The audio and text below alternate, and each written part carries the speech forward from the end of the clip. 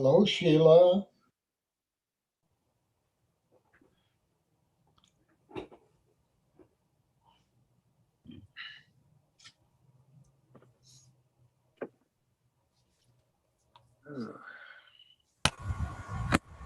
Hello, Ed. How are you? All right. Good.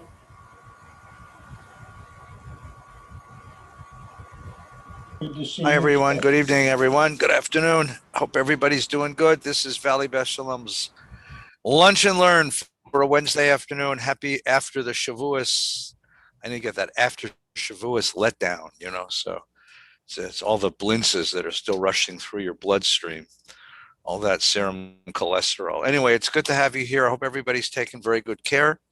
Um, we're going to do a little more learning today. We're doing the book of Esther. We're about to finish the book. You got to find out how the denouement comes out. And then we're going to talk about what we're going to learn next. So, Douglas, you have a question? Yeah. Why are blintzes part of Shavuos? I have no idea. Honestly, there is all kinds of scholarly writing on this, and no one has any idea. I could tell you that there's some kind of spiritual meaning to it, but the truth of the matter is, it's probably the result of the milk lobby or something. I don't know. There's all kinds of mishigas about why, but when you get multiple rabbinic answers to a very simple question, you know that you're reading mishigas, okay? Because if it were a simple answer, it would be a simple answer. But this has one of those things where there's a bunch of different answers, and that's because nobody knows the real answer and where it started and how it got started. And I have no idea, but I can make one up for you that will sound really convincing. The gematria of blintz is the same gematria as, something like that. But that's probably the level at which this discussion, takes place. So, verves, as they say in French. I have no idea. Okay. Other spiritual issues that I can obfuscate for you. Anyone have a deep spiritual burning issue that I can muck up? I'm in the mood. Summertime's coming. Yeah, good. Yeah, Stanley, what's up? I just wanted to tell Douglas that I can send him something that I learned in one of the learning sessions that went to TRZ for the learning session, and Rabbi Sella did something exactly like what you want, and I'll send it to you. Yeah, and he's probably wrong too, but he's a wonderful guy. He gets to be wrong. He's a wonderful guy. He's a lovely soul. So enjoy. I prefer cheesecake. If you want to send something, send cheesecake. Yeah. I think there must have been somebody paid off somebody at one point. There's that old joke about the people from Budweiser once wanted to buy. They wanted the Pope to change the words of the Lord's Prayer to give us this day our daily bud. So they offered the Pope $100 million to do it. And the joke is that he picked up the phone and called the people at Pepperidge Farm and told them they'd lost their contract. So I'm sure that somebody came to a rabbi and offered him some kind of bribe because a rabbi liked blintzes. I don't know. That's probably where it came from. All right, let's learn together. We're doing Tuvim. We're doing the book of Esther. As I've pointed out so many times as we've gone through this book, it's a wild, crazy ride. It's a wild, crazy ride, which is exactly the impression that the book wants to give us, because as we saw from the very beginning of our learning together, the book is about what it's like to live in a world of chaos. And you could look at this on a number of different levels. First, it's what it's like to live as a human soul with a sense of morality and a taste for justice in a world which is both chaotic and unjust. And how does one maintain a sense of one's own personal morality and personal moral fortitude in a world in which morality is not always rewarded, in a world in which the evil seem to have an upper hand? How do you conduct yourself in such a world? How do you make your way in such a world? And that's one of the issues of the book. A second level of the same issue of the book is that this is the great diaspora story. This is a story of how diaspora Jewish community conducts itself under the conditions where it has no sovereignty. when we are outsiders to the power structure. And the different strategies are represented by the different characters. Mordechai represents the character of the good Jew. He is the good Jew. He's the one who pays his taxes, observes the law, protects the king, is loyal to the country, speaks the language, participates in its ongoing culture. He's the good Jew, and he's completely ineffective in this position. He can't hold back the anti-Semitism, the hatred that surrounds him. So the other strategy is Esther's strategy: sleep with power. Find your way into the palace, find your way into the halls of power, gain your own access to power. The problem, as we saw a couple of weeks ago, is that the farther into the halls of power you go, the more likely it is you forget why you went there, why you were sent there. Right? Think of all the politicians we know who have been elected on the platform of going out to Washington or going up to Sacramento to clean all that corruption up. And pretty soon they're sucked into the corruption, because the farther into that world you go, the more it sort of co-opts you, it hypnotizes you, it makes you part of them. And so Esther forgets who she is. She has to be reawakened. She has to be re-shocked into taking responsibility for her people. That's the paradox of gaining power. But that's a different strategy. So another way of reading the book is it's a book about how Jews survive under the conditions of diaspora. Okay? And as I said before, a broader reading is to understand how any good person lives in a world where good does not rule the world, where there is no ultimate sense of justice. And how do you do that? And these are very difficult issues to talk about. They're painful issues to talk about, because they're not in any way straightforward. And so what the book does is take these painful questions and gives it to us in a spoonful of sugar. Basically, it gives it to us in a crazy, wild, funny narrative as part of a holiday, which is itself kind of crazy and wild. And the name of the holiday is Purim, which means a toss of the dice. That's the world you're living in. And so the goofiness of the holiday is a way of masking the bitterness of the lessons of this particular book, the difficulties of the lessons of this particular book. And that's a very interesting paradox, a very interesting sort of juxtaposition. All right, let's jump inside. We need the denouement. So Esther goes to the king. Esther requests of the king that he and Haman come to a party, to a drinking party. They come to the drinking party. The king says, "What do you want?" "Anything up to half the kingdom." And she says, "Come to another party." Then there's this interlude where the king wakes up in the middle of the night, wants to know what we did to honor Mordechai, and Haman's the one who has to march him around town. But now we come to the denouement, the second drinking party. And that's where we are now. So we're up to chapter 8, okay? Or chapter 7, rather, sorry. Chapter 7. So the king and Haman came to a feast with Queen Esther. And on the second day, so this is a multi-day affair, right? The king again asked Esther at the wine feast. Same thing he asked her at the first one. "What is your wish, Queen Esther? It shall be granted you. What is your request? Even to half the kingdom, it shall be fulfilled." It's rather poetic in the way that sentence is built. And Queen Esther replies, and now this is done with some suspense, right? "If your majesty will do me the favor, and if it pleases your majesty." So there's this tremendous obsequiousness. He is the one who makes the decisions. "Let my life be granted me as my wish, and my people as my request." Right? I don't want half the kingdom. I don't want jewelry. I don't want dresses. I don't want the things that he expects her to ask. She asks for her life and her people. "For we have been sold, my people and I, to be destroyed, massacred, and exterminated." Just in case any two of those isn't enough, right? "Had we only been sold as bondsmen, had you only sold us into slavery and bondswomen, I would have kept silent. The adversary is not worthy of the king's trouble." Right? If it had only been slavery, if you only gave up our freedom, I wouldn't have bothered you. But the fact is, a contract has been put out on our lives. Thereupon, King Ahasuerus demanded of Queen Esther, "Who is he and where is he who dared do this?" Mi hu zeh ve'ezehu. That's the phrase in Hebrew. Mi hu zeh, who is it? Ve'ezehu, which guy is it? It's a great phrase. Who dared to do this? The adversary and the enemy. Wait for it. Wait for it. Wait for it. Is this evil? Haman. Ooh, right. Haman cringed in terror before the king and the queen.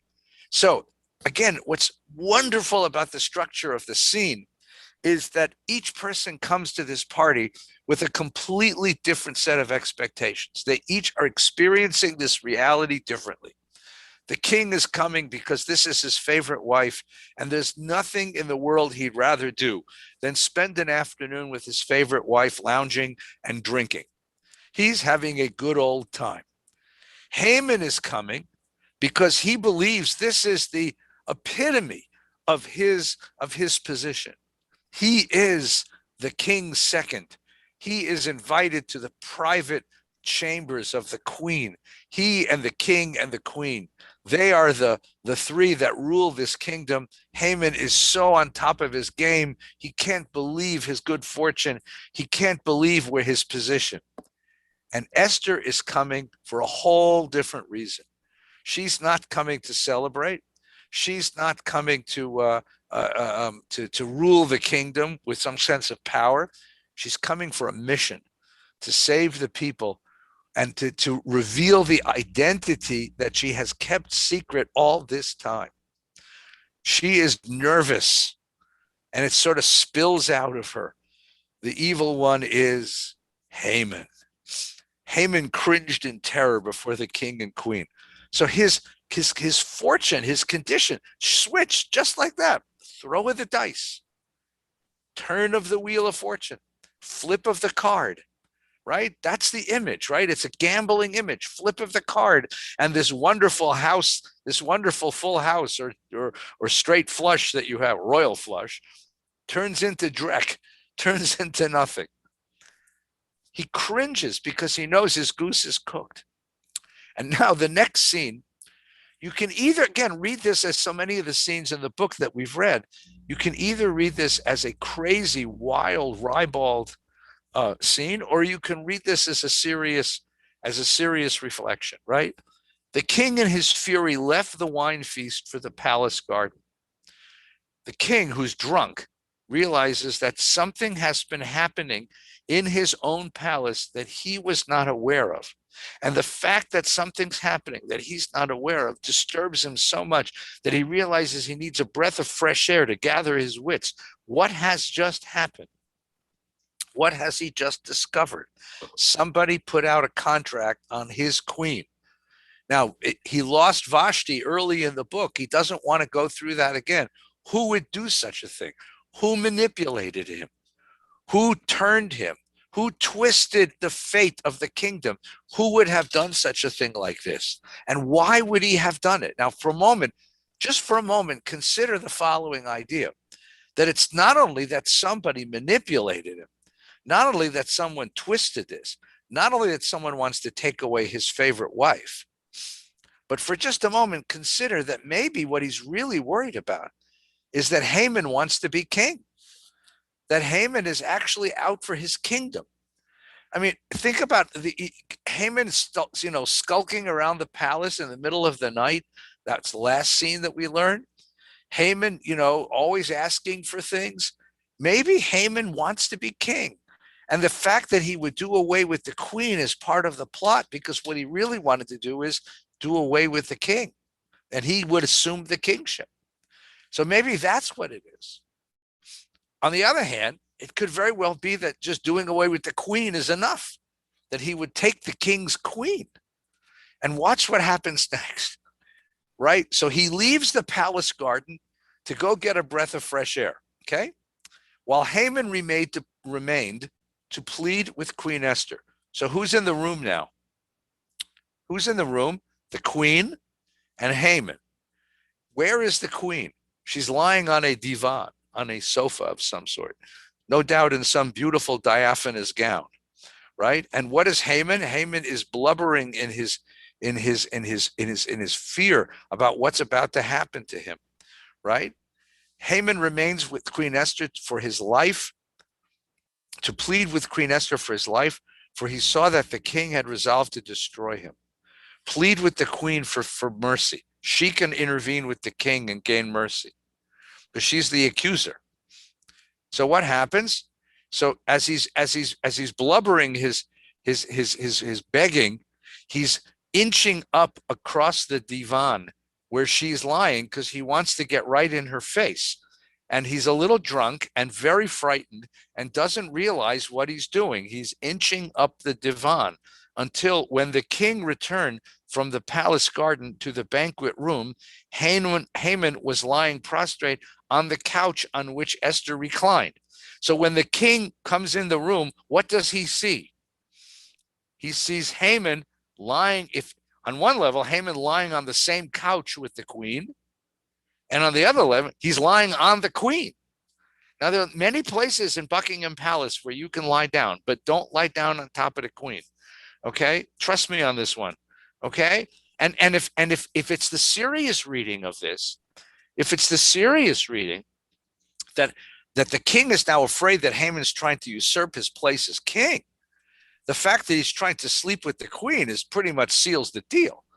But if it's the other reading that he's trying to kill the queen, the fact that he's lying on top of her, again, not good form, not where you want to be when the king walks in the room, right? Does he mean, cried the king, to ravish the queen in my own palace? Does he want to take the queen in my own palace? Now, there are a lot of things you can get away with, but that's one of them you can't, because that is the worst crime you can do. No sooner did the words leave King's lips than Haman's face was covered with shame, covered with, I mean, he's just beyond himself now, because he realizes what this looks like, and it can't be explained. There's certain crimes you can't explain away. Then Harbona, one of the eunuchs in attendance on the king, said, what is more, a stake is standing in Haman's house 50 cubits high, which Haman made for Mordecai, the man whose words saved the king. Impale him on it, the king ordered. So they impaled Haman on the stake which he put up for Mordecai, and the king's fury abated. So the fate of the two characters turns. What Haman had planned to do to Mordecai ended up happening to him, and the king is the one who does it. If you play this game of chaos, some days you're up and some days you're down. There is no sensibility to this game. It's whatever the whim of the king has at that moment. In the same way that all the good works of the Jews of Persia and all of Mordecai's righteousness didn't save the Jews from Haman's decree that the king signed off on, all of Haman's service to the palace didn't save him in this moment. He's taken out and shot. And that should be the end of the book, except that there's some loose ends. So what are the loose ends? Well, we still have a decree out to destroy all the Jews of Persia. We got to fix that one. The king needs a new advisor. We got to fix that one, right? And the question is, what becomes of the queen now that she's revealed who she is? Now that she's revealed that she's part of an outside people, what becomes of her? So let's finish the story unless there's any questions. This is one of the goofiest chapters in the book. You really shouldn't do it at lunchtime when you're sober. It really plays much better late in the evening with a couple of shots. All right, let's see what happens. Ready? That very day, King Ahasuerus gave the property of Haman, enemy of the Jews, to Queen Esther. Right? She inherits his property. Mordecai presented himself to the king, for Esther had revealed how he was related to her. The king slipped off his ring, which he had taken back from Haman, and gave it to Mordecai. And Esther put Mordecai in charge of Haman's property. So Mordecai is now the minister to the king. The ring is the ring of authority. And the property is, well, property. But now we have a problem. We have a problem, right? What's the problem? There is still a contract out on all the Jews of Persia. So Esther spoke to the king again falling at his feet and weeping and beseeching him to avert the evil plotted by Haman the Agagite against the Jews. The king extended the golden scepter, be careful about that, to Esther, and Esther arose and stood before the king. So this is the thing that's most worrisome to her, is that the contract is still out against her people. If it please your majesty, and I have won your favor, and the proposal seems right to your majesty, and if I'm pleasing to you, look at all the obsequiousness to this, right? All of the bowing and scraping in front of him. Let dispatches be written countermanding those of the ones written by Haman, son of Hammedatha the Agagite, embodying his plot to annihilate the Jews throughout the provinces. How can I bear to see disaster which will befall my people, and how can I bear to see the destruction of my kindred? Countermand the order. Countermand the order. But the question is, can you do that? Is that legal? Can you legally countermand a king's order? Because once it is decreed, it becomes reality, as it were. And you really can't countermand it. So there's a second possibility. King Ahasuerus said to Queen Esther and Mordecai the Jew, that's his title, I have given Haman's property to Esther. He's been impaled on the stake for the scheming against the Jews, right? I've done everything you asked me to do. And you may further write to regard the Jews as you feast. Do what you want. I'm done with this matter. I want to go back to drinking. I'm finished. I've done what you asked me to do. Write in the king's name and seal it with the king's signet, for an edict has been written in the king's name, may not be revoked. Here's the wrinkle. You can't change the decree. So what are you going to do? How are you going to fix this if you can't change the decree? So here's the answer. So the king's scribes were summoned at that time on the 23rd day of the 3rd month. That's the month of Sivan. That's now, by the way. We're in Sivan right now. And letters were written at Mordecai's dictation to the Jews and to the satraps, that's the princes and the governors and the officials of the 127 provinces of India and Ethiopia, to every province in its own script, and to each people in their own language, and to the Jews in their own script and language. And he had them written in the name of King Ahasuerus and sealed them with the king's signet. Letters were dispatched mounted on couriers, like this is Pony Express, right? Riding steeds used in the king's service, bred of the royal stud. That I didn't need to know. Thank you. But okay. To this effect, the king has permitted the Jews in every city to assemble and fight for their lives. If any people or province attacks them, they may destroy, massacre, and exterminate its armed forces together with women and children and plunder their possessions on a single day in all the provinces of King Ahasuerus, the 13th day of Adar. So you get one free day to fight back. The rest of the time, you have to be a law-abiding citizen. But one day, if anybody attacks you, you can fight back and you can kill them all and steal their goods. Now, is that a deterrence to bothering the Jews? Or is that a decree? The text of the document was issued as law in every single province, and it was publicly displayed so the Jews be ready on that day to avenge themselves on their enemies. Avenge themselves. It's not just preventative or responsive. This is their vengeance, right? And the couriers went off to tell everybody. Mordecai left the king's presence in robes of royal and blue, blue and white, royal robes of blue and white, with a magnificent crown of gold and mantle of fine linen. Again, the text is very concerned to give you the visuals of the palace of Ahasuerus and how beautiful it was. And now, after all of his worry, after all of Mordecai's worry that his niece would be rejected because she's a Jew, out of all of his worry of holding back from telling people who he is, now he's parading around, publicly, visible in blue and white robes of all things, right? And the city of, because purple is the king's color, so blue and white are Mordecai's colors. And in Shushan, the city rang out with joyous cries. Why? Why is everybody happy in Shushan? Because everybody loves Mordecai and hated Haman. Turns out everybody hated Haman. Mordecai's not Haman. They're glad to have a wise Jew ruling them. So this is so far, it's a sort of, all's well that ends well kind of story, because everything he was afraid of being too visible, of coming out, of telling the people who he is, it turns out everyone's glad he's there. And the Jews enjoyed light and gladness and happiness and honor. That line, by the way, is said in our Havdalah just before you lift up the wine cup. La Yehudim hayitah rav v'simcha v'sason bikar.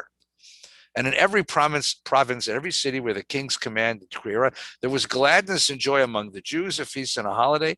And many of the people of the land professed to be Jews, for the fear of the Jews had fallen upon them. Everyone signed up to be Jewish because now they saw that it paid to be Jewish, right? The king favors this Jewish guy. He's now the second to the king. Anybody remember after the 6-Day War, everyone decided to be Jewish? All of the Hollywood stars that were hiding their Jewishness after the 6-Day War came out as Jewish. So this, at the end, there's this glorious experience where being Jewish is cool in Persia. So now what is the story telling you about diaspora?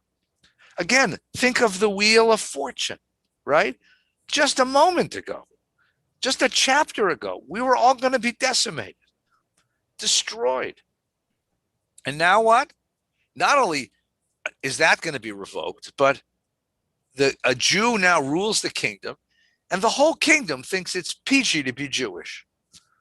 It's just glorious and peachy to be Jewish, right? I mean, think of that, how our fortunes turn just as Haman's fortunes turn.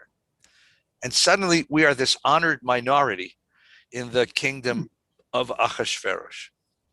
In the kingdom of Achashverosh. Okay, now let's finish the book. Ready? Everybody ready? And so on the 13th of the 12th, 13th of Adar, the day before we celebrate Purim, when the king's command were to be executed, the very day the enemies of the Jews had expected to get them in their power. So all these anti-Semites were getting ready. All these white nationalist gangs were getting ready to go steal all the Jews' property and murder all the Jews. The opposite happened. And the Jews got their enemies in their power. Again, Wheel of Fortune. See it? Throughout the provinces of Achashverosh, the Jews mustered in their cities to attack those who sought their hurt, and no one could withstand them, for the fear of them had fallen upon all people. And the question is that a good thing? Because the fear of them makes people respect them today, but will it make them hate them tomorrow? Indeed, all the officials of the provinces, all the governors, showed deference to the Jews because the fear of Mordechai had fallen on them. For Mordechai was now powerful in the royal palace, and his fame was spreading through the provinces. The man Mordechai was growing ever more powerful. So the Jews struck at their enemy with sword, slaying and destroying. They wreaked their will upon their enemies. Pretty nasty, huh? Badass Jews. In the fortress of Shushan, the Jews killed 500 men, including all of Haman's sons, right? When the number of those was reported, the king said in the fortress of Shushan, the Jews have killed 500, as well as the 10 sons of Haman. What then must be done in the realm of the provinces? What is your wish now? And she said, let the Jews be permitted tomorrow to do what they did today. And the king ordered it be done, right? So the rest of the Jews in the king's provinces, oh, I missed it, I'm sorry. Wow. I just got to the beginning of the book again, all that quickly. In the rest of the provinces, here it is. This is a Jewish blood fantasy. In case you ever wondered if we had horror movies, here it is. The Jews mustered and fought for their lives. They despoiled their enemies, killing 75,000 of their foes. But they didn't lay hands on the spoil. They didn't take any benefit from this. They just fought back against their enemies and beat them. And on the 13th day, they rested on the 14th day and made it a day of feasting and merriment. But in Shushan, it was the next day, which is why village Jews are the guys who sang YMCA. The village Jews who lived in unwalled towns, they make Purim on the 14th, and Shushan, it's on the 15th.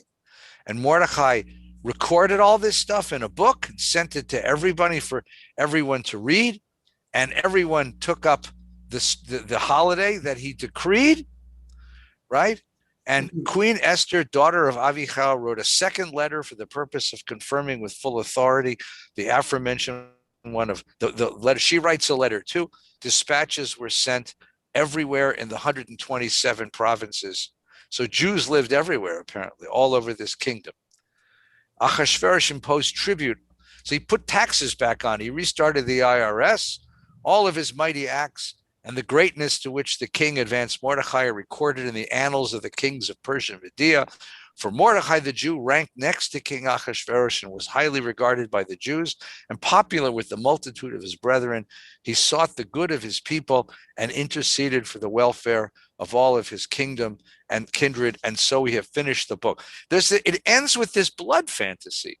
It ends with this fantasy that we get to fight back. Imagine what that was like for ghetto Jews of Eastern Europe or oppressed Jews of North Africa. We get to fight back. And that's why the book became, this sort of delicious thing. But again, the lesson at the end is what do you want to know at the end? What you want to know at the end is what happened next. Joseph also became powerful. Remember, Joseph was the second in command to Pharaoh, but we know what happened next. But what happened next, says the book of Esther, is that the wheel of fortune turns again. And that's what it's like to live in a godless world. And that's what it's like to live in diaspora. All right. Last questions, comments, and counter sermons. We all go Ido Humintosh. Yes, Ed, please. And then David. Yeah, it looks like the wheel of fortune turn. Where Iran now is the enemy again. Right. I mean, we're right back to where we started. Well, Iran being what's left of Persia, of course. Well, you remember, it's not just the book of Esther, but there are other reflections of this too. Power politics is this way. If you don't have a God of justice running the world, how do you can't assure justice? There's the fickleness of politics, the ups and downs of politics are quite remarkable. And that's what the book is reflecting on. This is this sort of godless world in which there is no plan and no purpose. And the question is, how do you live in such a world? How do you comport yourself in such a world? What's asked of you in such a world? And what do you have to do to survive in such a world? That's what this book is about, which is a scary thought. I mean, it's a difficult, that's why it's formed. That's why it's wrapped in wine feasts and sex comedies. Yeah, David. Well, one of the things, as maybe a side note that struck me was that you can kill your enemies, but don't take any spoils as a result. Now, why do you suppose that is? What does that mean? Well, you're doing this to find the freedom to live. You're not doing this to have financial gain from it. Is what I hear from it, and it's very interesting, sadly, to hear this story in context of what's going on right now in the last week or so, however long, in Israel. Mm-hmm. And I just had a neighbor come up to me just before you began, and he's not Jewish, and his politics are such that he just feels that the Israelis don't help the Palestinians, just have them all die. I don't exactly support that point of view, but I mean, in other words, I was hoping for some kind of guidance from this story, and what I get that you said as I was waiting to talk about what I was going to talk about was that this is showing what happens when there's no God, when there's no justice. That's what I heard you just say a moment ago. Yeah. You have to arrange your own protection and take care of yourself. There's no one who's going to rescue you, and the justice of the thing is questionable. I mean, the justice doesn't seem to be the overriding concern the way it is in the Torah here. I mean, there's an impulse. I mean, the impulse that is reflected at the end is like the worst of our impulses. Yeah, we have jets. Let's go bomb the crap out of the bad guys. And you're like, come on, these are human beings. They have children. I mean, these are families. You got to be careful. And then you wonder, the Israelis try to be careful and they get blamed for it anyway. And this is the kind of frustration of dealing in a world of amoral politics. So this story is simply presenting what happens where the world is at without a just God, without It's just, and how do you survive in such a world? That's part of it. The only other question is, you have a sense that the people of of Persia, the whole kingdom rejoices at Haman's downfall and Mordecai's elevation. And they rejoice at that because there's a sense that Mordecai is a man of justice and Haman is just a man of ego. You know, Haman was distinguished by the fact that he kept asking everybody to bow down to him and was going to kill his enemies.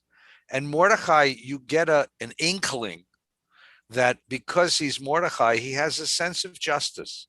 He has a sense of the population. You know, he's a member of a tiny minority group. He's going to rule with a different hand than Haman ruled. I mean, but that's a conjecture.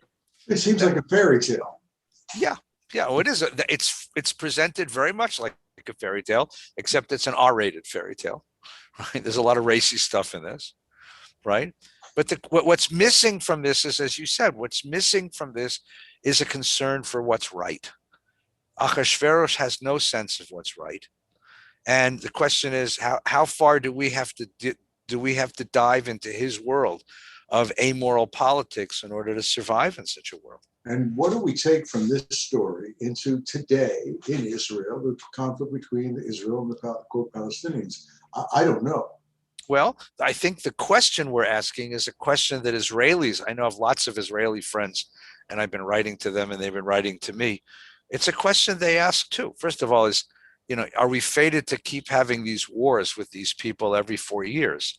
Number one. And number two, you know, where is our morality and what is this doing to us as moral people? What does the participation in an amoral political world of power do to you if you'd like to fancy yourself a moral person?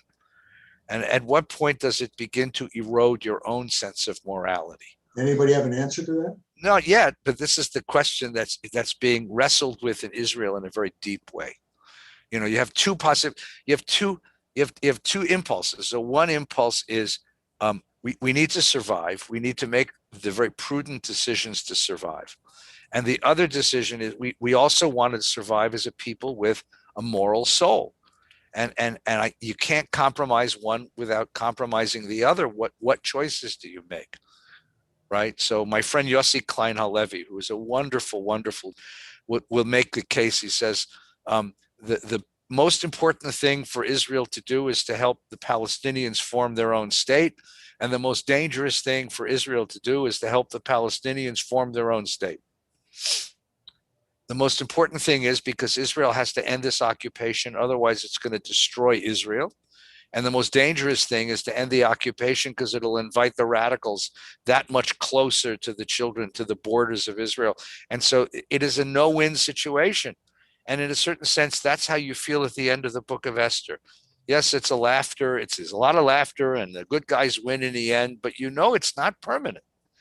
You can't hold on to this. That's the question. How do you create some kind of permanence to this? So that's the problem. All right, let's go. Lots of comments. So we'll go around, make sure everyone gets a chance to talk. So let's start. Andy, you get the first one. So I think what I've actually gotten out of this particular book is that you're actually seeing the creation of how a person's influences and morality begin to grow. Because in the beginning of the book, the Jews are there and they're just there. They're just another conquered people. They have their own, you know, traditions, but they're not there, and they just kind of fall under their category. And then something happens to Haman. Haman puts a plan together. In his morality, he's like, how dare they don't do this? We're going to start having this I'm going to create this world that they aren't in it. And now he's going to do whatever it takes to have that happen. Where I see Achashverosh is just, he's riding the boat. Instead of being the captain of the boat, he's the first mate. He's just there.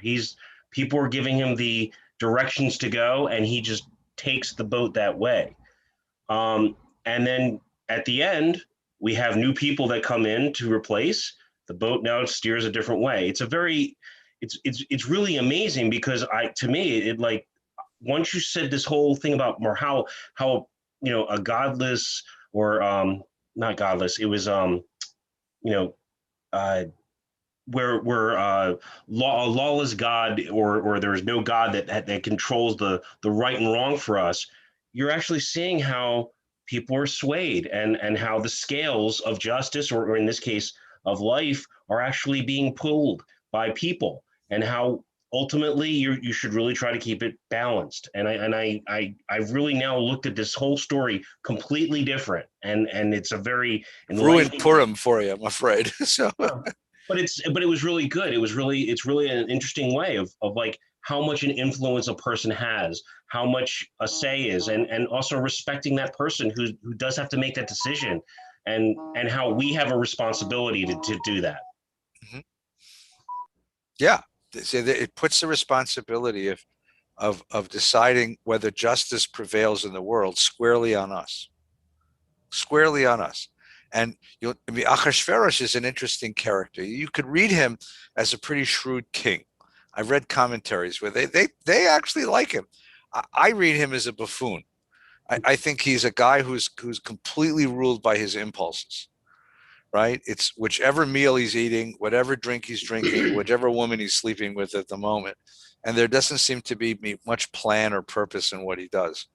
And that's an interesting image of power in the world, right? Power has no morality whatsoever. You read the New York Times or the Washington Post in the morning, you can believe this, it happens. All right, Douglas, you get the next comment, please. You have to unmute, sir. Please unmute. Can you hear me now? I can hear you now. Thank you. Okay. I guess I would talk in two semblances. What you can do with sovereignty, what can you do without sovereignty? Mm-hmm. With sovereignty, you're going to find that you have moral compromises, and that that life is very messy. I recently read a book by an Israeli journalist, Ronen Bergman, called Rise and Kill First, which is a history of Israel's targeted killings of Palestinians and Arabs and terrorists. And it's not all clean, and it's not all moral, and it's sure messy. And when you have that access to power, the ability to make a decision morally is still hard. There's still compromises you have to make. When somebody said, how do you do this when it happens every 4 or 5 years? I mean, the answer is you've got to make it go ouch for them so that they won't bring it up for another 4 or 5 years. That's why they're still doing it. They can stop at any time. When you don't have access to power, you have to live in a system where somehow your rights are protected. And as near as I can tell, the smartest human being that has ever designed a system where rights can be protected of a minority goes to James Madison. You can look at a system of checks and balances where, it's right out of the Federalist in your first constitutional class of American government that, checks, balances, ambition must be made to counteract ambition. And that's the way you protect minority rights. It's Federalist 10, it's Federalist 51. It's the stuff I read the first week in college. Right. And it doesn't assume that people have any goodness whatsoever, but their ambitions can be balanced against each other. And the outcome of the conflict, of the structure, gives you some semblance of justice. And that's the best you can do if you're understanding human nature.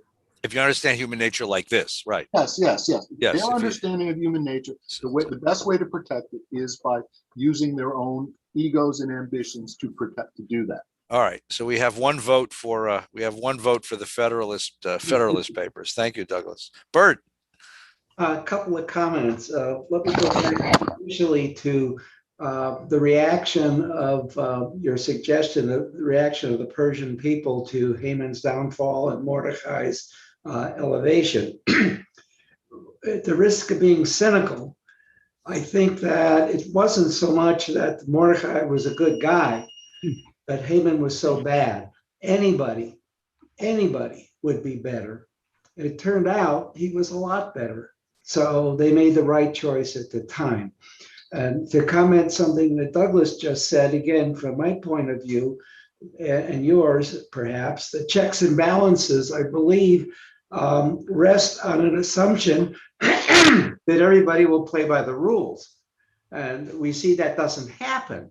If the Israelis are forced to try to stop bombing, all that's going to happen is that the Palestinians or the Lebanese, the Hezbollah, will continue to shoot rockets. Their only choice, and it may or may not be moral per se, but it's survival in my view, in the same way that the Jews decided to fight back in Poland.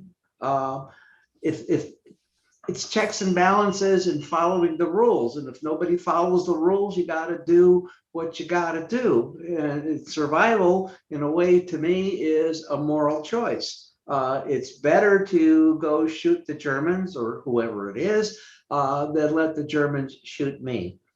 So this issue of morality, I think, is also tied to the moment, the politics and the situation of the moment. But survival is a number one issue in my view, and you just I would let things go. Okay, we have a vote for survival here. Good. Stanley. Yes, pardon me. I see both the story of Esther, Book of Esther, and the current situation as competing narratives. And the narratives in the Book of Esther are the narratives of Mordecai and of Haman. And the others are in there, like Ahasuerus, are just characters. And in, in today's world, the narratives paint Israel as or the Palestinian narratives paint Israel as this kind of a military power that occupies and makes life terrible for the Palestinians, whatever. And they've been able to sell it to the world to as efficient that much of the world doesn't really look at what's happening. They just look at the narrative.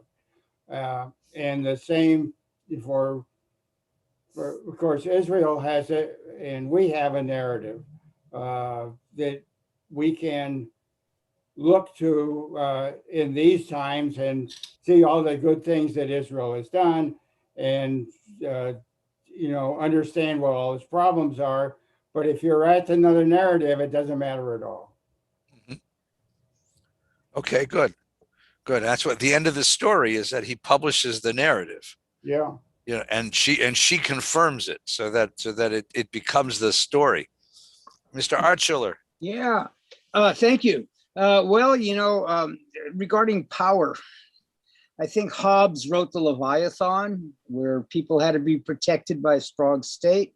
Yeah, indeed. And then in current times, I think Hans Morgenthau presented Henry Kissinger with the concept of power is like mass. It has to be conserved.